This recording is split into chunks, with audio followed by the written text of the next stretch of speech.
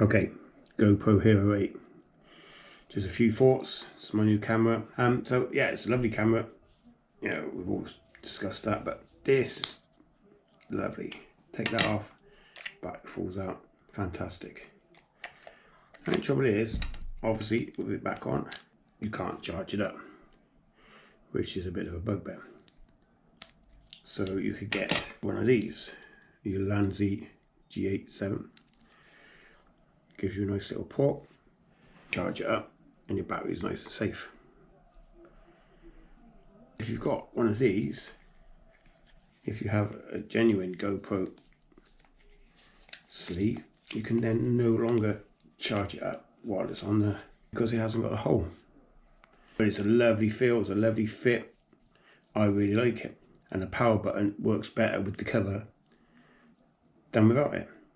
You can't even, if you've got anything on these legs, get to the battery port because you can't get past it.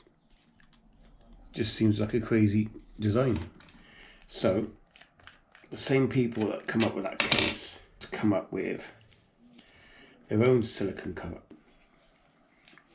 and it fits in easier, it goes on easier, but it's a bit of a sloppier fit, but it does come with the slot, so you can charge it up. Just not as good a fit.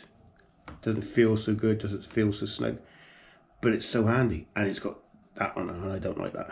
And it also comes with a cover. How cool is that?